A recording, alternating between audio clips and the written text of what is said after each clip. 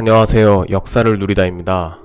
이번 편은 1930년부터 40년대 일제강점기 경성에서 지어지고 서울에 현존하고 있는 아파트 6곳을 연도순으로 둘러보겠습니다.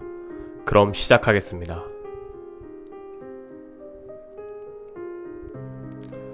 미쿠니 아파트는 1930년 서울 중구 남산동 일가에 세워진 3층 규모의 공동주택입니다. 이 건물을 건립한 기업은 경성 미쿠니 상사로 한국 주재 일본인 직원들을 위해 관사를 짓고 그 이름을 미쿠니 아파트라고 붙였습니다. 관사는 벽돌로 지었으나 이 아파트는 콘크리트 자재를 썼고 평면 구조는 4개의 다다미 방과 부엌, 화장실을 갖추었고 개별 난방을 제공했습니다. 하지만 아파트 건물 안에 공동 화장실과 식당, 오락실 등 각종 부대 시설을 갖추고 있어 관사의 한계를 벗어나진 못했습니다. 현재 국내 법률에 따라 5층 이상의 건물만 아파트로 규정되기 때문에 공식적으로 아파트로 분류되진 않지만 일제시대의 일본식 아파트 초기 형태를 잘 보여주고 있습니다. 취산 아파트는 1936년 서울 중구 회원동 2가에 세워진 5층 규모의 아파트이며 현재는 아일빌딩이라는 명칭으로 바뀌어 있습니다. 건물 내부는 중앙 계단을 중심으로 양방향으로 복도가 펼쳐졌고 다다미가 깔려 있었습니다. 건물 규모가 커서 과거에는 수산청이나 대한통운 본사가 입주하기도 했습니다.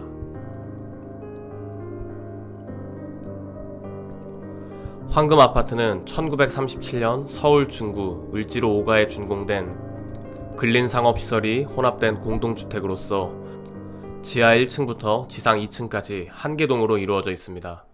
황금 아파트는 1918년 소유주인 이노우에 타카시가 집을 빌려주는 대가로 운영하고 있었으나 1937년 도이 요시지로가 토지 소유권을 이전받아 황금 아파트로 전환 및 운영했습니다. 청운장 아파트는 1938년 서울 중구 회원동 1가에 세워진 5층 규모의 아파트입니다. 일제강점기 해방 이후 미군의 숙소 및 사무실로 사용됐습니다. 현재는 아무도 살고 있지 않는 것으로 보입니다.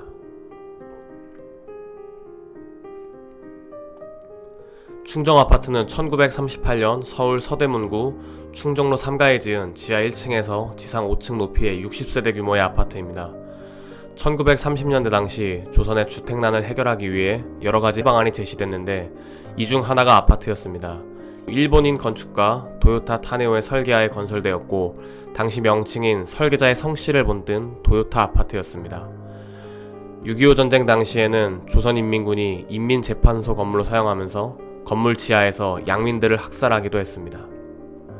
휴전 이후에는 트레머 호텔이라고 불리는 유엔 전용 호텔이 되었는데 아들 6형제를 6.25 전쟁에 바쳤다는 이유로 이승만 대통령에게 공로훈장을 받은 김병조라는 자가 박정희 대통령의 눈에 띄어 1962년 이 건물의 관리권을 받게 됐습니다. 미군 측에서 6형제를 잃었다는 사연을 듣고 흔쾌히 양도에 동의하고 수리까지 해서 넘겨주었다고 합니다. 김병조는 이 건물의 5층에 가건물을 증축하고 건물의 이름도 코리아 관광호텔로 바꿔 호텔 영업을 시작합니다. 그러나 김병조의 안타까운 사연은 얼마 안 가서 거짓말로 판명됐고 정부는 김병조에게 임대했던 이 건물의 계약을 취소하고 호텔이 폐쇄됩니다. 1979년에 충정로 왕복 8차선 확장 공사로 아파트의 3분의 1 정도가 잘려나가는 순환을 겪게 됩니다. 당시 입주해 있던 52가구 중 19가구가 헐렸는데 통째로 철거할 수도 있었지만 입주자들과의 분쟁 때문에 도시계획에 확실히 걸리는 19가구만 철거하였습니다. 준공 당시에는 엘리베이터까지 존재했다는 설도 있으나 충정로 확정 공사로 인해 잘려나간 구역에 살던 주민들이 엘리베이터를 뜯어내고 주거 공간을 만들어서 현재는 흔적조차 찾아볼 수 없습니다. 국수장 아파트는 1940년 서울 중구 인현동 1가에 지은 지하 1층에서 지상 2층 높이의 목조 아파트입니다. 이 아파트의 폐쇄 건축물 대장에는 지하층이 있다고 되어 있으나 내부에는 지하로 가는 계단은 발견하기 어렵다고 합니다. 2층을 오르내리는 계단이 아직 목재로 되어 있는 아파트입니다.